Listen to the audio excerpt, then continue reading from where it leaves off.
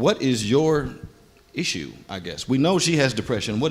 Give me something from John. I would have to say that my challenge is trying to figure out how to be an African American male, what is masculinity really, and figure how being a Christian and being Christ-like, and do they all contradict each other at the same time? Wow. Now, wow. Okay, so now where did that struggle take you? The challenge is people's perception. Growing up, and my mother always saying to me, Johnny, be nice, Johnny, be nice, be nice, always wanting me to be a negotiator of other people's feelings, and now coming into Christ and everyone can't like you. Yes, excellent point. We'll come back to that too. JC, what is your thing that you're going to reveal to the people today? One of many. We all try to be successful in this world, you know, and at times that can cause us to neglect God. Amen. And finding that correct balance of being in this world but not of this world. Wow. So, okay, so here's the next question. JC, when did you first realize you had an issue? Or a struggle or a challenge? What you just mentioned, any challenge, but the one that is the one you're going to talk about here, whatever that is, when did you first realize it? You see what I mean? I'd say December of last year. So you realized, are we talking about the same issue you just discussed with them? So you realized that you were a materialistic, godless individual. I'd say that was the first time that I got the actual test. You know, a lot of times we study, you know, we prepare, and we know that the test is coming where we'll need to stand up for God. And that test came, and I failed. Wow.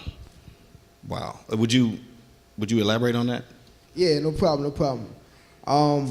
So God has richly blessed me. Sometimes I believe more than I deserve. And at this point in time, making business trips, you know, between here and China.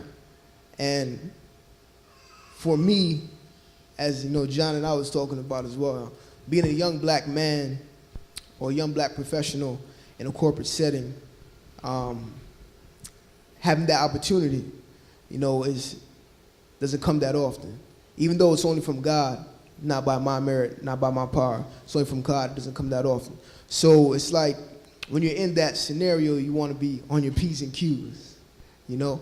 And this specific point in time, some of my coworkers, they wanted to take a trip up. You know, like I said, we were in China. We wanted to take a trip up to Beijing, and they want to do this on the Sabbath.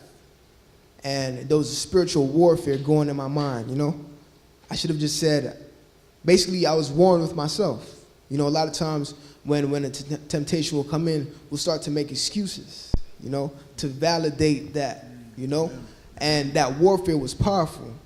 Long story short, I ended up going, but I said, you know, Lord, I'm going to try my best to, you know, just dedicate this day to you. I'm going to keep it as holy as possible.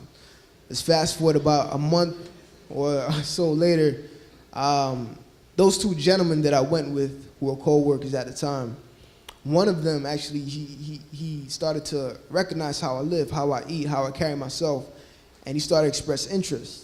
He even asked me, when I'm in China, I actually go to, you know, visit the churches, go to Bible study. He even asked me, a lot of times they ask, what are you about to do this weekend? I'll say, I'm going to go Bible study. So one time he just asked me, you know, why do you do that on Saturday? You know, obviously, you know, we all know the story about, you know, being able to share the Sabbath.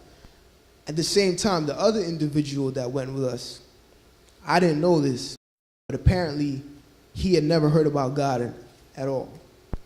And we were just sitting down for dinner one time, and the other guy that, you know, that usually asks me about the Sabbath, he asked him, you know, have you grown up religious? Did you grow up religious? He said, no. And we happened to go back to the Sabbath topic, and I knew this was going to come up, but I was hoping it wouldn't come up. And I was talking about, you know, how I observe the Sabbath. I said, yes, this is the day of rest, the best day of rest. Keep it holy, you know, and I spend time with God. I mean, that's the best thing.